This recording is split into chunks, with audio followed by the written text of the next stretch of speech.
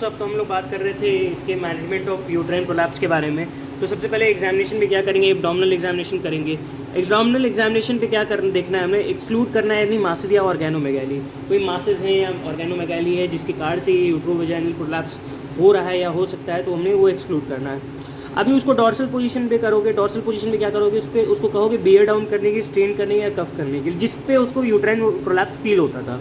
जैसा हम लोग जानते थे कि इंट्रा एब्डोमिनल प्रेशर के बढ़ने से यूट्रोवैजाइनल प्रोलैप्स होता था। तो अगर वो बियर डाउन करेगी या स्ट्रेन करेगी या कफ करेगी in dorsal position, she will bear down और स्ट्रेन और cough in the dorsal position, right. तो उस पर उसके उस टाइम करते हुए उसको देखते हुए, मतलब कि जब वो कफ करे तो तुम्हें देखना है इंट्रोइटस को, अगर वो उस पर बाहर आ रहा है तो तुम्हें सस्पेक्ट करो कि सेकेंड डिग्री प्रोलैप्स या थर्ड डिग्री प्रोलैप्स है। स्ट्रेस इनकॉन्टिनेंस करना है, ठीक है, यूरोडायनेमिक स्टडीज़ करनी है। स्ट्रेस इनकॉन्टिनेंस पे तुम्हें समझ में आता है कि कोई एक्यूट यूरिनरी रिटेंशन है तो उस पर यूरोडायनेमिक स्टडीज़ लगा के फ्लो देखोगे। सिम्स पोजीशन पे क्या करोगे, सिम्स स्पेकुलम लगाओगे, full inspection of uterine prolapse in vaginal walls का यूट्राइन प्रोलैप्स का फुल इंस्पेक्शन करोगे सिम्स स्पेकुलम लगा के। Blades of Sims speculum is inserted along the posterior wall of vagina and retracted in order to display the anterior wall.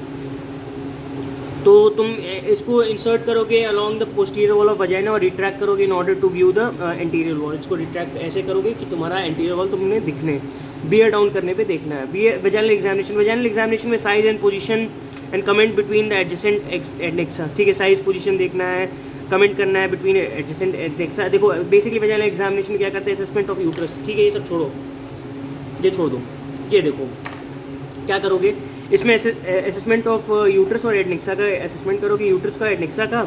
Descent of cervical cervix और prolapse of vaginal wall noted, तो कितना decent है cervix है, prolapse कितना है vaginal walls का, उसको note करोगे, कितना डिसेंट हो रहा है सर्विक्स का, कितना प्रोलैप्स हो रहा है वजाइनल वॉल का, वो नोट करना है तुम्हें कि ठीक है ना। Pelvic organ prolapse quantification, POPQ system vaginal examination से बनाते हो, पॉपक्यू सिस्टम ऑफ क्लासिफिकेशन मैं तुम्हें बता चुका हूँ। Complex 9 point assessment of uterovaginal prolapse describe 4 stages, ठीक है। 4 स्टेजेस क्या कहते हैं, 5 स्टेजेस कहते हैं, स्टेज 0 भी इंक्लूडेड होता है और pelvic organ descent related to hymenal ring. तो ये 9 point assessment of uterovaginal prolapse देता है, लेकिन 9 पॉइंट असेसमेंट मत जानो, खाली उसका 4 स्टेजेस जान लो, उतना ही इंपॉर्टेंट है और वही पूछा जाता है। और उसके ज़्यादा जानने की कोशिश करोगे तो फंसोगे, ठीक है। बहुत कुछ जानने के लिए, ठीक है, बहुत कुछ है तुम्हारे पास, जीवन में बहुत कुछ जानना है तुम्हें, लेकिन इतना ही जानो जितना तुम्हारे लिए अभी के लिए इंपॉर्टेंट है, ठीक है ना, क्योंकि जानने के लिए तुम्हारे पास बहुत कुछ है और टाइम तुम्हारे पास है बहुत कम, ठीक है ना, तो उतना ही जानो जितना इंपॉर्टेंट है, बुल साइड करो, राइट। तो टोन ऑफ एलिवेटर एनआई भी देख सकते हो। टोन ऑफ एलिवेटर एनआई कैसे, देखो यहाँ पे आ जाओ, tone of elevator ani 2 finger डालोगे, 4 o'clock 8 o'clock, ठीक है ना, ऐसे जाओगे 2 फिंगर, जैसे ये तुम्हारा वजाइना है, 4 o'clock हो गया, ये 8 o'clock हो गया, ठीक।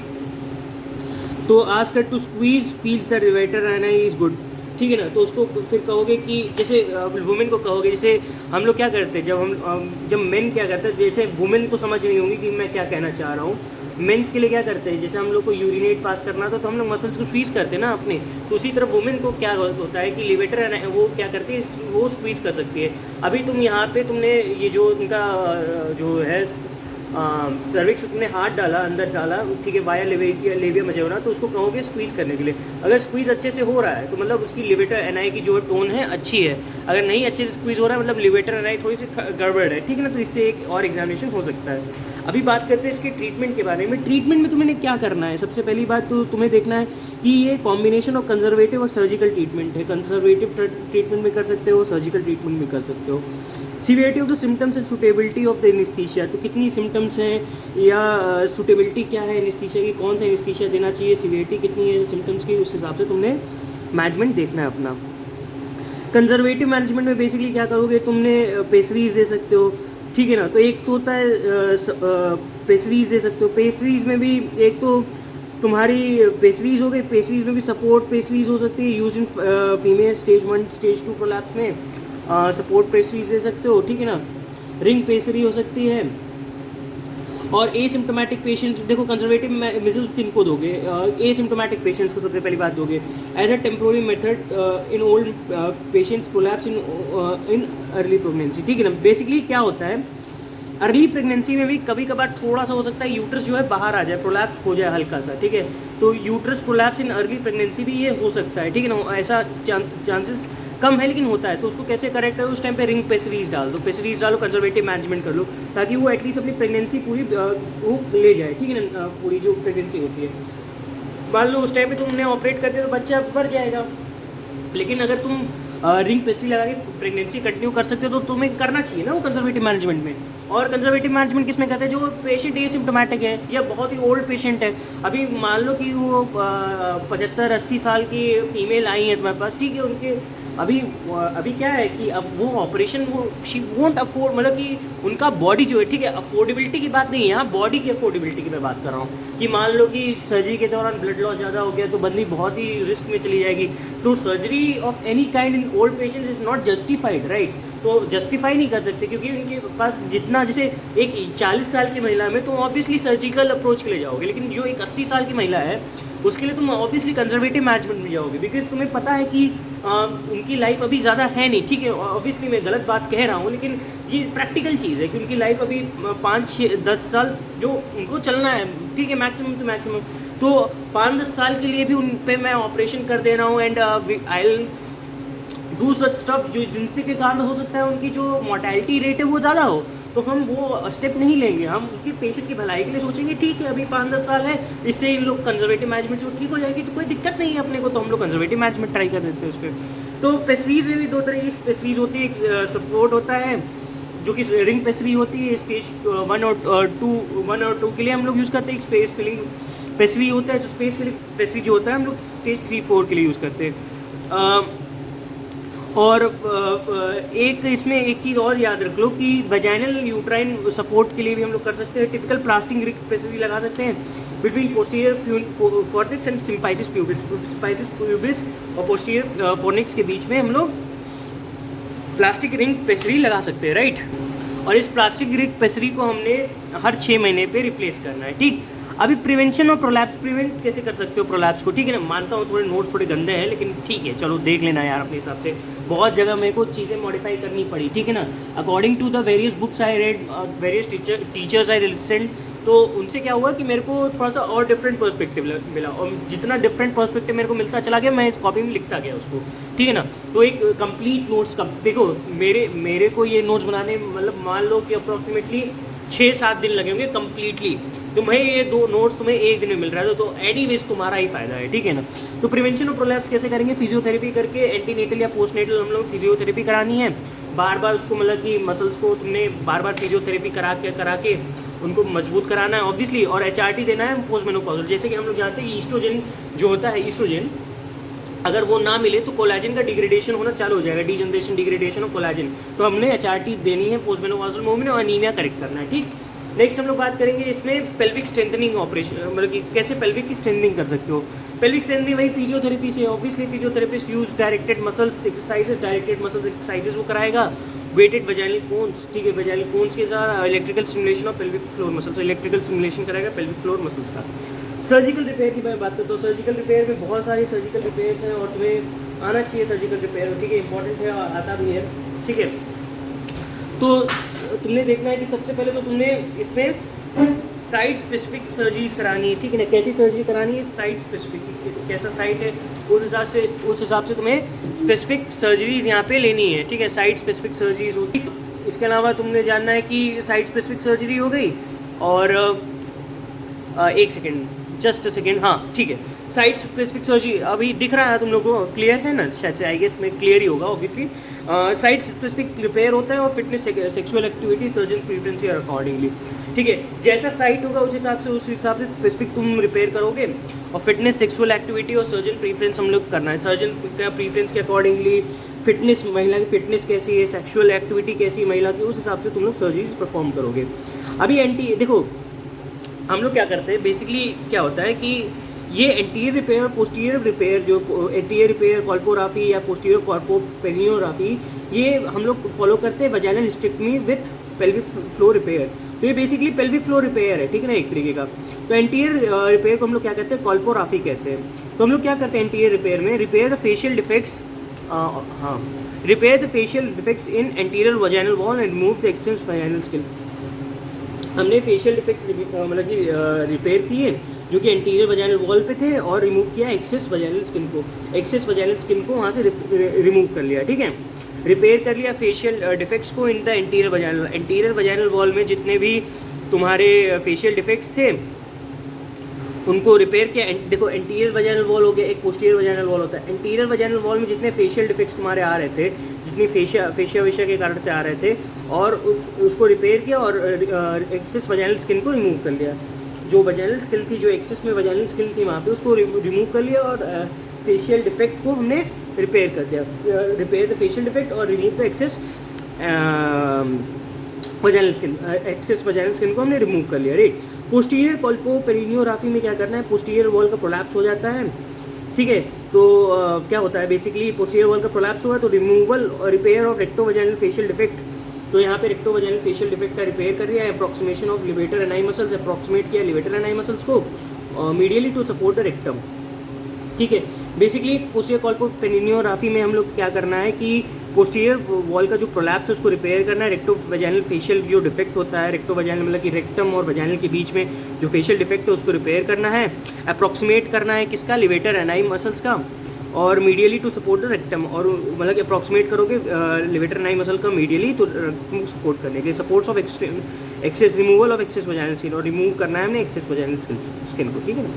तो वजाइनल हिस्टेक्टमी बेसिकली क्या है, विद पेल्विक फ्लोर रिपेयर क्या है, देखो बेसिकली हमने इसमें क्या करना है कि यूट्रस एंड सर्विक्स को रिमूव करना है वाया वजाइना, और उसके साथ साथ हमें एंटीरियर पोस्टीरियर रिपेयर करना है, ठीक है ना। तो vaginal hysterectomy with pelvic floor repair में बेसिकली क्या करना है, significant uterine descent and post menopausal significant menstrual problems. ये कब करते हैं, जब सिग्निफिकेंट यूट्राइन डिसेंट हो, या पोस्ट मेनोपॉजल या सिग्निफिकेंट मेंस्ट्रुअल प्रॉब्लम्स बंदी को आ रहे हैं, सिग्निफिकेंट मेंस्ट्रुअल प्रॉब्लम्स आ रहे हैं, या पोस्ट मेनोपॉजल दिक्कतें आ रही हैं, यूट्राइन डिसेंट ज़्यादा है, तो इसमें Ward and Mayo operation hysterectomy, यहाँ पे वार्ड एंड मायो हिस्टेक्टमी करते हैं, ठीक है ना। बेसिकली यहाँ पे वार्ड एंड मायो हिस्टेक्मी करते हैं। और Ward and Mayo hysterectomy basically होता क्या है, ठीक है ना। नोट्स का थोड़ा सा प्रॉब्लम आ रहा है क्योंकि ये फोकस नहीं कर रहा है सही से, शायद से आई गेस फोकस कर रहा है सही से। एक सेकेंड या हाँ ठीक है, फोकस कर रहा है, ठीक है। अभी आते हैं यहाँ पे। Ward and Mayo hysterectomy basically होता क्या है, ये एक तरीके का ऑपरेशन होता है, ठीक है।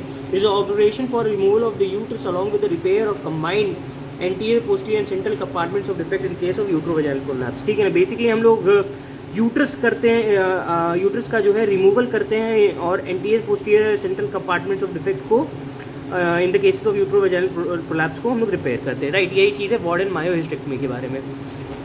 तो ये वजाइनल हिस्टेक्टमी की बात हो गई विद पेल्विक फ्लोर रिपेयर के बारे में, ठीक।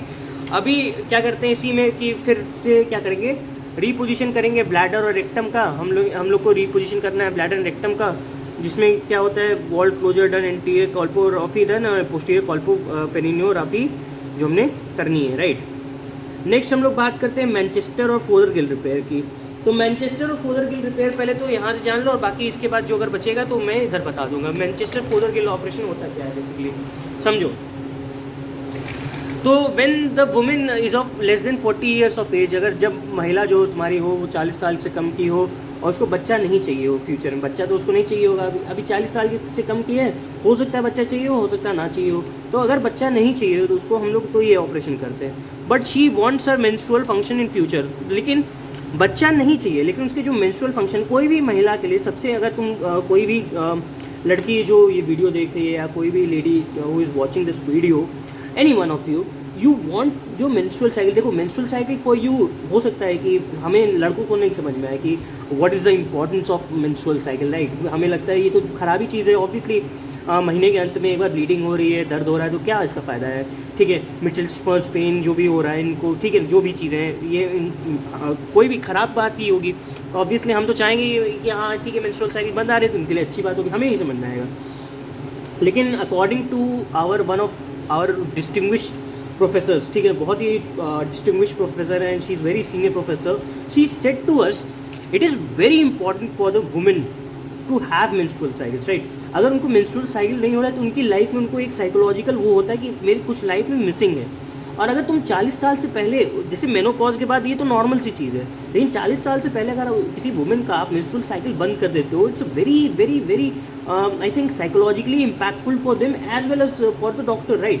तो वो डॉक्टर के पास बात, डॉक्टर साहब मेरी मेंस्ट्रुअल साइकिल मेरे को बहुत अजीब लग रहा है, अभी मेंस्ट्रुअल साइकिल नहीं आ रही है उसको, ठीक है मेंसेस नहीं आ रहे हैं, तो ऑब्वियसली ईस्ट्रोजन का भी थोड़ा सा वो दिक्कत तो होगा उसको, तो पोस्ट मेनोपॉजल सिम्टम्स भी ज़्यादा आएंगे, और इसके साथ जो साइकोलॉजिकली वो इम्पैक्टेड होगी कि उसके मेंसेस नहीं आ रहे, तो वो that would be more important. I guess women who are watching this video would relate to her, ठीक है। I guess women who are watching will relate to her कि अगर उनको पीरियड्स नहीं आएंगे तो उनको लगेगा कि लाइफ में कुछ मिसिंग है, ठीक है ना, ऑब्वियसली। और बाकी हम तो नहीं समझ सकते, लेकिन ठीक है आप लोग समझ सकते हो, तो आप लोग according to her words, my professor's word, right. तो मेरे को तो नहीं समझ आता ये चीज़ को, लेकिन चलो ठीक है, अगर आपके लिए होगा तो ऑब्वियसली वो होगा। ऑब्वियसली वुमेन के लिए कोई भी नॉर्मल फिजियोलॉजी से हटके कोई चीज़ हो तो ऑब्वियसली बॉडी में हमें भी लगेगा कि लड़कों भी एक चीज़ में फीलिंग आएगी कि अगर नॉर्मल फिजियोलॉजी से हटके कुछ हो हमारी लाइफ में तो ऑब्वियसली अलग सा लगेगा, ठीक है ना। तो हो सकता है वो वुमेन में भी हो, ठीक है ना, और ये बात हमें समझनी पड़ेगी, ठीक। But she wants a menstrual function in future, menstrual function को फ्यूचर में चाहिए, तो अब हम लोग ये इसका नाम है एक तरीके का ऑपरेशन का फोदरगिल-मैनचेस्टर ऑपरेशन। सबसे पहली बात ये कहाँ ये होता है मैनचेस्टर, इसके ऊपर शॉर्ट नोट आता है कि फोदरगिल-मैनचेस्टर ऑपरेशन के बारे में लिखिए, तो आपको क्या लिखना है, it is used for uterovaginal prolapse, और इस कंडीशन में हम लोग को यूज़ करना है कि women less than 40 years of age who don't want child in future, और क्या है जिसमें हमने मेंस्ट्रुअल साइकिल उसकी प्रिजर्व रखनी है, ठीक। इसमें दो स्टेप होते हैं बेसिकली। पहले स्टेप में एम्प्यूटेट कर देंगे सर्विक्स को, सुप्रावेजाइनल एम्प्यूटेशन कर देंगे सर्विक्स का, ठीक है ना। सर्विक्स का जो है एम्प्यूटेशन हम लोग कर देते हैं, और क्या करेंगे, तो after amputation of cervix the posterior lip of the cervix is covered by vaginal flap. जब हम लोग एम्प्यूटेशन कर देंगे सर्विक्स का, तो उसका जो पोस्टीरियर लिप है सर्विक्स का हम लोग कवर कर देंगे इसके वैजाइनल फ्लैप से। सर्विक्स देखो, सर्विक्स वजाइना की तुम्हें अनाटमी आती होगी, ठीक है, ये आई गेस तुम्हें आती होगी कि यूट्रस के बाद वजाइना अंदर सर्विक्स, ठीक है ना, तो फिर पता ही होगा ऑब्वियसली तुम्हें, ठीक है ना, मुझे बताने की ज़रूरत नहीं है, ठीक है, यूट्रस सर्विक्स वजाइना पता ही होगा ऑब्वियसली तुम्हें, ठीक है ना। तो बेसिकली अगर एम्प्यूटेट कर दोगे सर्विक्स को, ठीक है ना, तो क्या होगा, एम्प्यूटेट कर दोगे सर्विक्स का, तो पोस्टीरियर लिप ऑफ सर्विक्स को जो है कवर करना होगा वजाइनल फ्लैप से, वजाइनल फ्लैप उठाओगे, पोस्टीरियर सर्विक्स को कवर कर दिया, इसको कहते हैं स्टर्मोडॉफ सूचर, ठीक है ना। क्या कहते हैं उसको, स्टर्मोडॉफ सूचर, ठीक है ना। ये देखो यहाँ पे देखो ऐसे, ये यूट्रस है, ये वजाइना है, सर्विक्स। अभी क्या हुआ, पोस्टीरियर को इसको सर्विक्स का एम्प्यूटेशन किया, सुप्रावेजाइनल सर्विक्स का एम्प्यूटेशन किया, तो इसको पोस्टीरियर वॉल जो है इसका पोस्टीरियर फोनिक्स को, तो इसका एक यहाँ से फ्लैप हल्का से उठाओगे और इसी को जाके कवर कर दोगे, ठीक है ना, पहले स्टेप में। और इसको स्टर्मोडॉफ सूचर कहते हैं, ठीक है, Sturmdorf suture covered by vaginal flap, posterior lip of the cervix covered by vaginal flap, ठीक। तो स्टेप 2 क्या है भाई, स्टेप 2 समझो, स्टेप 2 समझो क्या है, प्लाइकेशन ऑफ द कार्डिनल लिगामेंट, और इसी को क्या कहते हैं फोदरगिल। एक चीज़ ये समझना है कि कॉम्प्लिकेशन क्या है एम्प्यूटेशन ऑफ सर्विक्स का। Injury to internal os recurrent second trimester, अगर मान लो कि इसी के दौरान क्या हो जाता है तुम्हारा जो है इंटरनल ऑस पे इंजरी हो जाएगी कोई, तो सेकेंड ट्राइमेस्टर का अबॉर्शन बहुत ज़्यादा होने लगेगा, सर्वाइकल स्टेनोसिस हो जाएगी, सर्वाइकल डिस्टोशिया हो सकता है, सर्वाइकल डिस्टोशिया हो सकता है, सर्वाइकल स्टेनोसिस हो सकती है, सर्वाइकल एक तरीके से मतलब इनकॉम्पिटेंट हो जाएगा, डिस्टोशिया, स्टेनोसिस, और सेकेंड ट्राइमेस्टर अबॉर्शन होने लगेंगे। स्टेप 2 क्या है इसके, plication of cardinal ligament, Fothergill suture. Cardinal ligament जानते ही हो यार, transverse cervical ligament, cardinal ligament, या तुम्हारा बैक एंड रॉड लिगामेंट। तो हमें इसी कार्डिनल लिगामेंट का फोदरगिल सूचर से हमें प्लाइकेशन कर देना है, ठीक है। तो क्या करते हैं हम लोग, लेफ्ट वजाइना, पहले देखो ये लेफ्ट वजाइना है, ये लेफ्ट कार्डिनल लिगामेंट है, देखो पहले तो हम लोग लेफ्ट वजाइना, देखो ये सूचर की लाइनिंग देखो, सूचर कैसे कैसे चल रहा है यहाँ पे, ये बस देखना है तुम्हें, ठीक है। Left vagina, left cardinal ligament, cervix, ठीक है, फिर सर्विक्स से बाहर निकले आउट ऑफ सर्विक्स, फिर राइट कार्डिनल लिगामेंट, और फिर राइट वजाइना में हम लोग जाते हैं। इसी तरीके से फोदरगिल सूचर लगाते हैं, स्टेप 2 प्लाइकेशन कर देते हैं सर्विक्स का, वजाइना का, कार्डिनल लिगामेंट के साथ, ठीक है, यही चीज़ है, बस प्लाइकेशन करना है एक तरीके से।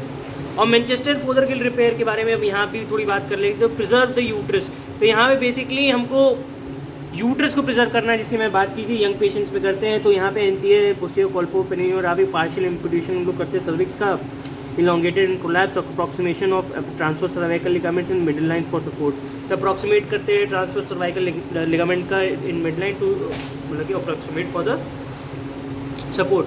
अब एक और प्रोसीजर जिसका नाम है सैक्रोहिस्ट्रोपेक्सी, इसमें क्या है, उसमें भी यूट्रस को प्रिजर्व करेंगे, abdominal procedure in which synthetic mesh is placed above between cervix and sacrum to support the uterus. तो एक एब्डोमिनल प्रोसीजर है जहाँ पे हम लोग सिंथेटिक मेश कहाँ प्लेस करते हैं, between cervix and the sacrum, cervix और सैक्रम के बीच में एक मेश प्लेस करते हैं, सिंथेटिक मेश करते हैं प्लेस, सर्विक्स और सैक्रम पीछे की तरफ मतलब। तो वहाँ पे क्या करेंगे, मेश, एक सिंथेटिक मेश प्लेस करेंगे और सपोर्ट करेंगे यूट्रस का, राइट। एक होता है तुम्हारा सैक्रोस्पाइनस लिगामेंट फिक्सेशन। तो सैक्रोस्पाइनस लिगामेंट का फिक्सेशन कर सकते हैं, ठीक है, vaginal procedure for vault prolapse. वो ये वॉल्ट प्रोलैप्स के लिए यूज़ करते हैं सैक्रोस्पाइनस लिगामेंट फिक्सेशन। अगर याद होता है ठीक, नहीं याद होता कोई दिक्कत नहीं है, इसमें कोई दिक्कत नहीं ज़्यादा। Suture the vault for to the sacrospinal ligament, तो वजाइनल वॉल्ट प्रोलैप्स के लिए यूज़ करते हैं। और इसी में बेसिकली क्या करते हैं, वॉल्ट को सूचर कर देते हैं सैक्रोस्पाइनस लिगामेंट के साथ। एक होता है बर्च कॉल्पो सस्पेंशन, जिसमें इनकॉन्टिनेंस इन सिस्टोसील, सिस्टोसील के इनकॉन्टिनेंस के बर्च का कॉल्पो सस्पेंशन कर सकते हो। अब ये देखो, स्लिंग सर्जरी किसमें करनी है, स्लिंग सर्जरी उसमें करनी है जो नली पैरस वुमेन है और वेरी यंग वुमेन है जिसको बच्चा चाहिए। अभी क्या होता था कि मैंने मैनचेस्टर फोदर के रिपेयर किसके लिए कहा था कि जिनको बच्चा नहीं चाहिए। अभी ये जिनको बच्चा चाहिए, यंग वुमेन है जिनको बच्चा चाहिए, ठीक है ना। तो स्लिंग सर्जरी दो प्रकार की होती है, एक एंटीरियर स्लिंग सर्जरी, एक होता है पोस्टीरियर स्लिंग सर्जरी, राइट। तो इसको बहुत छोटे मैंने समझाने की कोशिश की कि स्लिंग सर्जरी के ऊपर बहुत ज़्यादा मतलब बहुत डीप में ना, बहुत मतलब अजीब सा टॉपिक है, ठीक है ना। और मेरे को भी अगर मैं पहली बार पढ़ा था, मैं सच्ची बता रहा हूँ, मेरे को नहीं समझ में आया था। मैंने पहले दत्ता पढ़ा, नहीं समझ में आया, मैंने विलियम्स कोहली नहीं समझ में आया, शॉज कोहली नहीं समझ में आया, ठीक है। शॉज तो खैर उसमें कहाँ से मैं बताऊँगा, लेकिन जो भी है शॉज में नहीं समझ में आया, ठीक है ना मेरे को। तो मैंने फिर लास्ट में जो रिजॉर्ट मेरे को लगा कि हाँ मेरे को जहाँ से समझ आ सकता था मैंने वहीं से कोशिश किया, ठीक है। मैरो से भी कोशिश की, प्लेटो से भी, इनको नहीं समझ में आया इस चीज़ का। मैंने अपनी स्पेसिफिक प्रोफेसर से पूछा तो शायद से उनको जितना, लेकिन उनसे भी मेरे को नहीं समझ में आया at the end of the day. लेकिन क्या है, जितना मेरे को समझ में आया, जितना जो क्रीम है इस चीज़ का जो मैं समझा सकता हूँ, तो यही चीज़ है। समझो कि दो तरीके की स्लिंग सर्जरी होती है, एक एंटीरियर स्लिंग सर्जरी, एक होता है posterior sling surgery. Anterior sling surgery को याद करने के लिए तुम्हारे पास एक ट्रिक है, पीआर, ठीक है, पीआर कर लो उसको, ठीक है। एक होता है पुदांद्रे स्लिंग, एक होता है खन्ना स्लिंग, ठीक है। पुदांद्रे स्लिंग में क्या करते हैं, एक end of isthmus of the uterus को दूसरे एंड ऑफ रेक्टस फेशिया से हम लोग बस टाई कर देंगे। पुदांद्रे स्लिंग में isthmus of uterus rectus of fascia, ठीक है, आईआर याद कर लो। One end isthmus of uterus और दूसरा एंड रेक्टस फेशिया से हम लोग दोनों को जोड़ देंगे, ठीक है। मुझे नहीं आता ये चीज़, मुझे नहीं आता। अगर तुम लोग कमेंट सेक्शन में मत टाइप करना कि सर आपको नहीं आता, तो इसका मतलब टफ थोड़ी ना हो गया, ठीक है ना। ऐसा नहीं है, मेरे को नहीं आता, मेरे को सच में नहीं आता ये टॉपिक, ठीक है। मैं बहुत कम बताऊँगा इस पर, ठीक। बाकी तुम लोग अगर बहुत होशियार हो तुम लोग पढ़ लेना अपने खुद से, ठीक है ना। ऑब्वियसली पढ़ लेना, ऐसा नहीं है नहीं पढ़ो, पढ़ लेना। अगर तुम लोग समझ में आता है तो अच्छी बात है, मेरे को भी समझा देना यार, ठीक है। मेरे को भी नहीं समझ में आया ये चीज़। खैर, डायनेमिक स्लिंग सर्जरी होती है, राइट। तो बेसिकली क्या करते हैं, इस्थमस ऑफ यूट्रस को रेक्टस फेशिया से हम लोग जोड़ देते हैं, और डायनेमिक स्लिंग सर्जरी है। खन्ना स्लिंग में क्या करेंगे, one end isthmus of the uterus, again isthmus of the uterus से दूसरे एंड को हम लोग एएसआई से जोड़ देते हैं, राइट। तो बेसिकली जो है पुदांद्रे स्लिंग में इस्थमस ऑफ यूट्रस दोनों में है, ठीक है ना। तो एक को तो रेक्टस फेशिया से जोड़ेंगे, एक को तुम्हारा एएसआई से जोड़ेंगे। और जो पुदांद्रे स्लिंग है वो डायनेमिक स्लिंग सर्जरी है, और जो खन्ना स्लिंग है वो स्टैटिक स्लिंग सर्जरी है, राइट। और पोस्टीरियर स्लिंग सर्जरी के शिरोडस्कर स्लिंग होता है। शिरोडस्कर स्लिंग में तो इस्थमस ऑफ यूट्रस से ही हम लोग लेंगे, लेकिन जो दूसरा एंड है वो सैक्रल प्रोमोन्ट्री से जोड़ेंगे। सैक्रल प्रोमोन्ट्री समझ ही रहे होगे कहाँ होता है। बेसिकली अगर तुम सैक्रम लोगे, ठीक है, सैक्रम बोन में कैसे जाएगा, तो ऊपर की तरफ एक प्रोमोन्ट्री टाइप का, तुम्हें रिच टाइप का दिखेगा, क्योंकि सैक्रल प्रोमोन्ट्री कहते हैं, ठीक है। मेरे पास कुछ है नहीं, उसका हड्डी सैक्रम नहीं है अभी, तो मैं समझा नहीं पा रहा हूँ, लेकिन प्रोमोन्ट्री देख लेना है, सैक्रल प्रोमोन्ट्री पढ़ लेना उसको, ठीक है ना।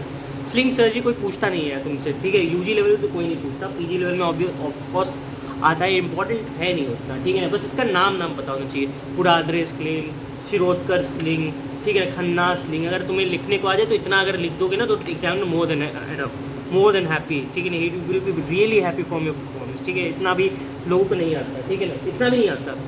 Differential diagnosis of something coming out पर वजाइना, मतलब तुमसे कोई पूछ दे कि चलो भैया तुम अगर यूट्रोवजाइनल प्रोलैप्स के बारे में बता ही रहे हो, अगर तुम्हारे इससे केस आ जाए एग्जाम में कि हाँ भाई कि अगर तुम चलो बता ही रहे हो यूट्रोवजाइनल प्रोलैप्स के बारे में, तो और डिफरेंशियल डायग्नोसिस के डीडीज बताओ। तो जेनाइटल प्रोलैप्स बोलोगे, differential diagnosis of something coming out of vagina something. अब वो लेडी आके तुम्हारे पास ऑपरेशन वहाँ पे ओपीडी में आके बोलती है कि डॉक्टर साहब मेरे को लगता है कि मेरे वजाइना से कुछ तो बाहर आ रहा है। अब वहीं पे तुम्हें एग्जामिनर बोलेगा बताओ डीडी बताओ अभी, तो क्या बताओगे डीडी में? जेनाइटल प्रोलैप्स बताओगे, uterine prolapse, vaginal prolapse, of course पहली चीज़। दूसरा क्या बोलोगे? बल्बल सिस्ट हो सकता है, ठीक है, बल्बल सिस्ट हो सकता है, cyst of anterior vaginal wall पे कोई सिस्ट हो सकता है, यूरेथ्रा डायवर्टिकुलम हो सकता है, यूरेथ्रा का डायवर्टिकुलम वो नीचे आ गया, कंजेनाइटल इलॉन्गेशन हो सर्विक्स, कंजेनाइटल इलॉन्गेशन हो गया सर्विक्स का, cervix fibroid polyp, cervical fibroid polyp हो सकता है, जो सर्वाइकल वाला नीचे वाला फाइब्रॉइड है वही आके बाहर आ गया, क्रॉनिक इन्वर्जन, कोई क्रॉनिक इन्वर्जन हो गया, ठीक है ना, क्रॉनिक इन्वर्जन हो गया, सर्वाइकल फाइब्रॉइड हो गया, कंजेनाइटल इलॉन्गेशन ऑफ सर्विक्स हो गया, ठीक है ना, बल्बल सिस्ट हो गया, cyst of anterior vaginal wall हो गया, यूरेथ्रल डायवर्टिकुलम हो गया। तो क्या क्या? बल्बल cyst, cyst of anterior vaginal wall और यूरेथ्रल डायवर्टिकुलम, और तुम्हारा सर्वाइकल फाइब्रॉइड पॉलिप, और कंजेनाइटल इलॉन्गेशन ऑफ सर्विक्स, और क्या है? क्रॉनिक इन्वर्जन, ठीक है ना। तो ये बात रही तुम्हारी डिफरेंशियल डायग्नोसिस के बारे में। तो यही बेसिकली यही सब चीज़ें हैं। यूट्राइन प्रोलैप्स में जानता हूँ बहुत बड़ा ये टॉपिक है, ठीक है, ऑब्वियसली इसको रिस्पेक्ट भी करना चाहिए उतना ही। और ये इसके अलावा भी इसमें 2 टॉपिक और बच गए हैं, जैसे डेक्यूबिटस अल्सर, ठीक है ना, एक रेक्टोवजाइनल फिस्टुला, लेकिन रेक्टोवजाइनल फिस्टुला तो चलो बहुत से टॉपिक में आते हैं, लेकिन डेक्यूबिटस अल्सर भी बहुत इंपॉर्टेंट है, उसकी मैं नेक्स्ट वीडियो में बात करूँगा। मिलते हैं तुमसे तब तक नेक्स्ट वीडियो में, तक ले बाय।